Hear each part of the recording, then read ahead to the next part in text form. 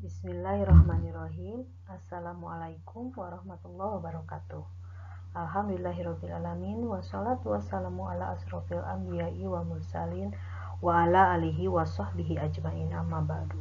Pertama, mari kita panjatkan puji syukur kehadirat Allah subhanahu wa ta'ala yang telah memberikan nikmat, taufik, beserta hidayahnya sehingga kita masih diberi kesempatan untuk bertemu dengan bulan Ramadan di tahun ini. Salawat serta salam tidak lupa kita panjatkan kepada junjungan alam Nabi besar Muhammad Shallallahu Alaihi Wasallam. Nah, pada kesempatan ini saya akan memberikan sedikit tentang keutamaan dan adab menuntut ilmu. Oke, simak ya.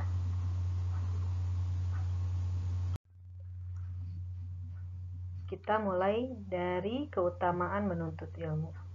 Oke. Apa itu keutamaan menuntut ilmu? Nah, beberapa keutamaan menuntut ilmu diantaranya adalah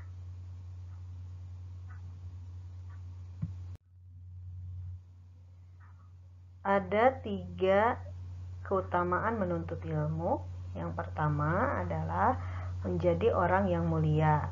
Nah, seperti dalam Quran surat Al-Mujadalah ayat 11, yaitu niscaya Allah akan mengangkat derajat orang-orang beriman di antaramu dan orang-orang yang diberi ilmu beberapa derajat. Nah, di sana berarti terdapat bahwa orang yang berilmu akan memperoleh kedudukan yang mulia. Yang kedua, keutamaan menuntut ilmu adalah termasuk golongan yang menegakkan Islam. Rasulullah menyebut bahwa orang yang mencari ilmu merupakan golongan orang yang menegakkan Islam. Itu terdapat di hadis ya. Oke, nah sekarang yang ketiga, keutamaan menuntut ilmu itu adalah ilmu sebagai amal jariah. Nah, ketika manusia meninggal dunia, amalnya semuanya akan terputus. Nah, karena sudah tidak dapat bekerja dan beramal lagi. Namun, terdapat beberapa amalan yang akan terus mengalir pahalanya meski seseorang telah meninggal dunia. Dan salah satunya adalah ilmu yang bermanfaat yang diamalkan dan diajarkan kepada orang lain. Paham ya? Nah, sekarang yang kedua yaitu adab menuntut ilmu. Oke. Apa itu adab menuntut ilmu?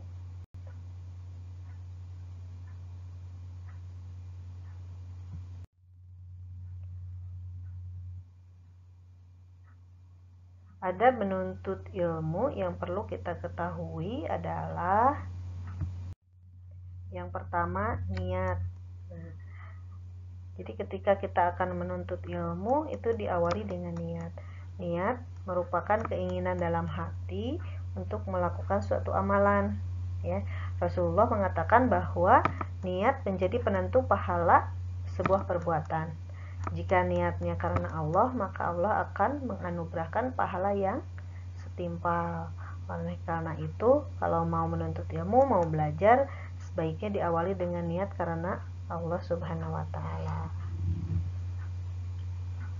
Yang kedua, itu berdoa sebelum dan sesudah menuntut ilmu. Minimal membaca basmalah, terakhirnya membaca alhamdulillah.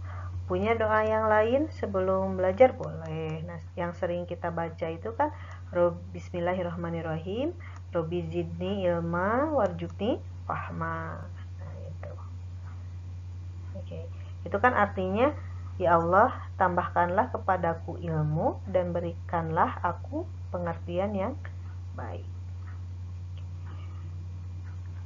Nah, yang ketiga itu adalah bersungguh-sungguh. Artinya bersungguh-sungguh itu apa? Tidak dianggap sepele, tidak ala kadarnya gitu. Jadi selain niat dan berdoa, seseorang itu harus berusaha semaksimal mungkin untuk mengambil manfaat dari ilmu yang dipelajari. Ya. Jadi sungguh Allah Subhanahu wa Ta'ala telah menetapkan ihsan dalam segala hal. Jika kalian berperang, maka lakukanlah yang terbaik. Jika sedang menyembelih hewan, maka lakukan juga usaha terbaik. Dan salah satu dari kalian mengasah pisaunya, sedangkan yang lain menenangkan hewan yang akan disembelih. Gitu ya.